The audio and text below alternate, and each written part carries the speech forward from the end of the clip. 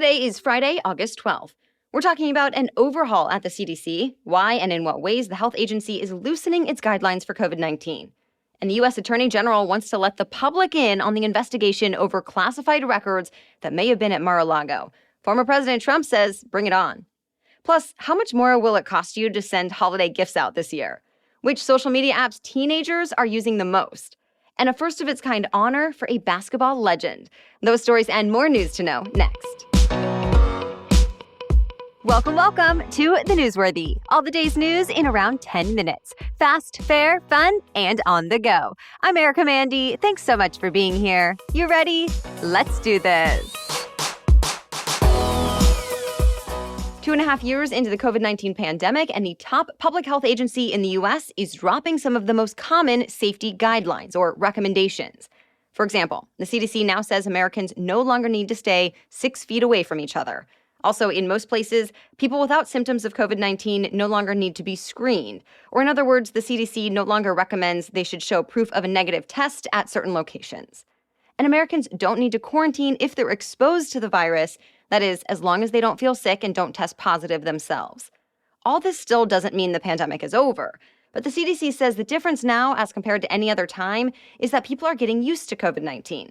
An estimated 95% of Americans 16 and older now have some level of immunity, either from being vaccinated or getting infected already. These changes are especially notable considering students are starting classes this month in many parts of the country. The CDC no longer recommends routine testing at schools. As far as masks go, the CDC says it's still a good idea to wear them indoors if the virus is circulating at a high level in your community, but already most school districts have made masks optional for this year. But keep in mind, the CDC did not change anything for people who do test positive for COVID-19. It says those people should still stay away from others for at least 5 days. And even then, they should only stop isolating if they've been fever-free for 24 hours and other symptoms are improving. So how big of a risk is COVID-19 in the U.S. right now? Well, the average numbers of reported COVID-19 hospitalizations and deaths have been pretty much the same all summer. On any given day, there are about 40,000 COVID-19 patients in American hospitals, and 400 people a day are dying from the virus. Of course, anyone dying from this is awful. But it is a huge improvement from this winter when there were 4 times as many hospitalizations and nearly 6 times as many deaths. Some experts say things might never get that bad again. One CDC advisor says if you're under 60, up to date on your COVID-19 vaccines, and don't have underlying health problems, you probably will not get a severe case. We're getting some more insight into the FBI's raid at former President Trump's home earlier this week. The Washington Post cites sources who say FBI agents were looking for classified documents and that at least some of them had to do with nuclear weapons. Other news outlets have sources who back that up too, saying the information was apparently sensitive enough that authorities wanted to get it back right away. But it's still not clear if the agents found anything, since the Justice Department hasn't gone into the specifics yet. We do know they walked away with about a dozen boxes with some kind of evidence inside. Yesterday, U.S. Attorney General Merrick Garland made an unusual public statement to let Americans know he personally authorized the search at Trump's estate. And yesterday, Justice Department lawyers asked a court to unseal the search warrant so everyone can see exactly what was taken. People may also get to see why the FBI felt it needed to search in the first place, based on what it already has learned during this investigation. Late last night, former President Trump confirmed he will not fight this move. In fact, he says he's encouraging the judge to make the records public. Former President Trump has said he's been fully cooperating with government officials. He also says the whole investigation has been a partisan witch hunt against him. Ever since the search at former President Trump's home, the FBI has been facing a lot of backlash from people who suspect the raid was politically motivated. And yesterday, law enforcement officers say a man tried to storm an FBI field office in Ohio. He took off and ended up in an hours-long standoff with police before he was eventually shot and killed. Authorities say he raised a gun toward officers, so they opened fire. Since then, law enforcement sources have told news outlets the suspect had posted online recently about wanting to kill FBI agents over the raid at Mar-a-Lago. The same man also posted about going to the Capitol riot on January 6th. For now, the Ohio FBI office is considered safe and secure, but other authorities are still on high alert. Intelligence officials say they've seen a big rise in threats against FBI personnel and facilities on social media platforms this week.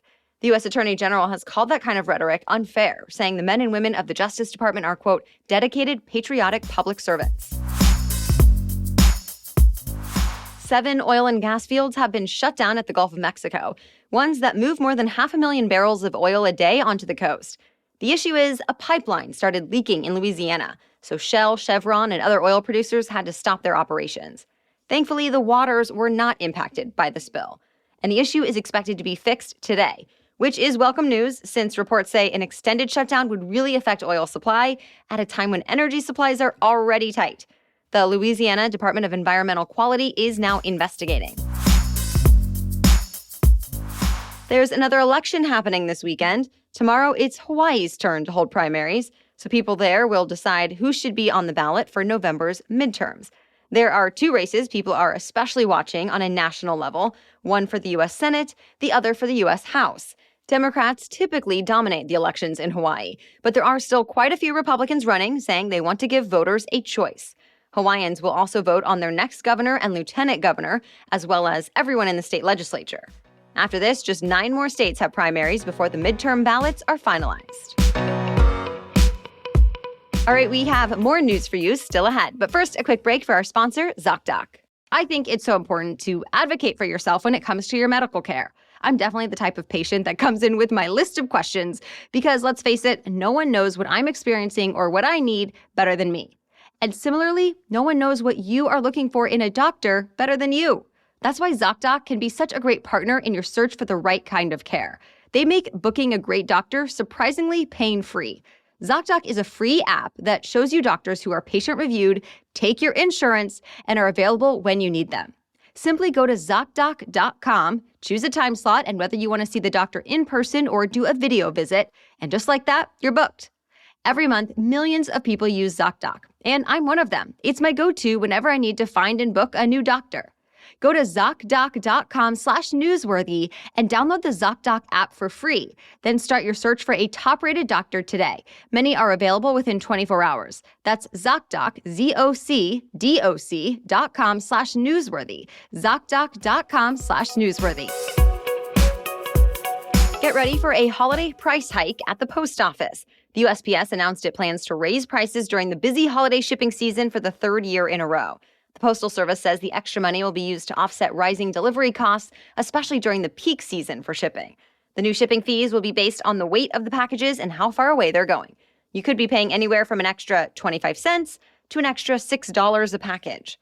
The temporary price hike still needs final approval from the Postal Regulatory Commission.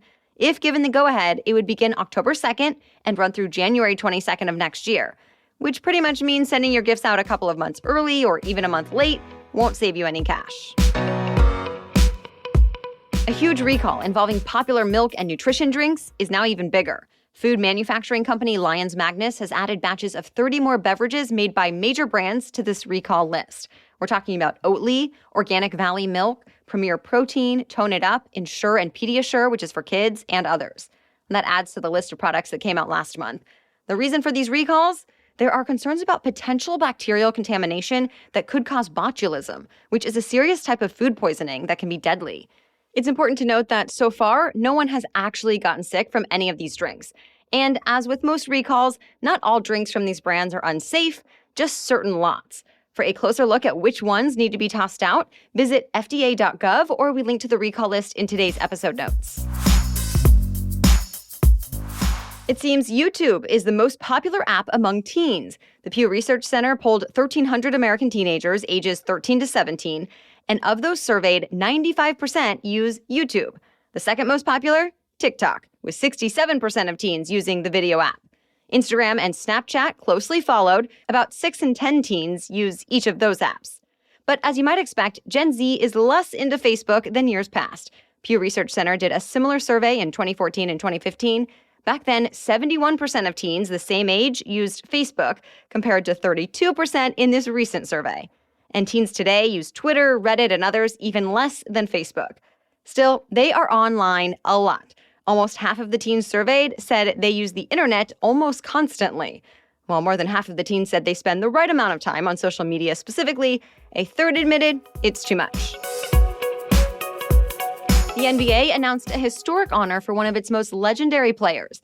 The league says the late Bill Russell's number 6 jersey will be retired across every team. The announcement came the day of Russell's private funeral. The Boston Celtics legend died last month at the age of 88. He won a historic 11 NBA championships during his 13-season career, and once his playing days were over, Russell became the first black head coach in the league. Russell is now the first player to ever have the league retire the number across all 30 teams. So what about other players currently sporting the number 6, including LA Lakers star LeBron James? The league says players who already have number 6 jerseys can continue to wear them. That's it for the main news today, so now it's time for Feel Good Friday, when we bring you one extra feel-good or positive news story before the weekend. But first, a quick break for our sponsor. I'm excited to tell you about Thrive Cosmetics, where you can get great beauty and skincare products made with clean ingredients. I really appreciate knowing that their products never have parabens, sulfates, or phthalates. They're certified 100% vegan and cruelty-free. And I love their products. Specifically, I use the Liquid Balm Lip Treatment all the time. It feels really nice on, it looks great as a shiny, clear gloss, and it keeps my lips nice and moisturized. I just keep it in my purse all the time now, and I'm planning to get their exfoliating lip scrub next. I also like the Liquid Lash Extensions Mascara. It's a bestseller, and it has 20,000 5-star reviews for a reason. And no matter what products you buy from Thrive Cosmetics, here's an added bonus. Cause is in their name on purpose. Every purchase supports organizations that help communities thrive. Their mission is called Bigger Than Beauty, and it supports a variety of causes. Now is a great time to try Thrive Cosmetics for yourself. Right now, you can get 15% off your first order when you visit thrivecosmetics.com/newsworthy. That's Thrive Cosmetics, CAUSEMETICS.com/newsworthy for 15% off your first order. Now back to Feel Good Friday. Today, we're talking about a moment on the Little League Baseball diamond that's been touching hearts all around the world. It happened during the Southwest Regional Championship in Waco, Texas this week. A pitcher on the Texas East team threw a pitch that hit his opponent from Oklahoma in the head. They're both just 12 years old. Caden Shelton's pitch knocked Isaiah Jarvis to the ground. Isaiah ended up being okay and got back in the game. But right before he stepped up to bat again, Isaiah noticed Caden was visibly upset on the mound. Instead of being angry about what happened, Isaiah went over and hugged him. And he could be heard saying, quote, "Hey, you're doing great. Let's go." The ballpark applauded. And video of that touching moment has now been viewed more than 3.5 million times. Both boys have appeared on several news networks being praised for their actions. They explained how they cared for each other after what happened and that it was all about sportsmanship. Texas East went on to win the game and will now play in the Little League World Series later this month. Isaiah says he'll be rooting for Caden to win it all. All right, we'll be back tomorrow with our special edition Saturday episode all about the jobs market, why it's different than the broader economy, and what's expected for the future. Then join us again Monday for your next news roundup. For now, thank you so much for listening and have a great weekend.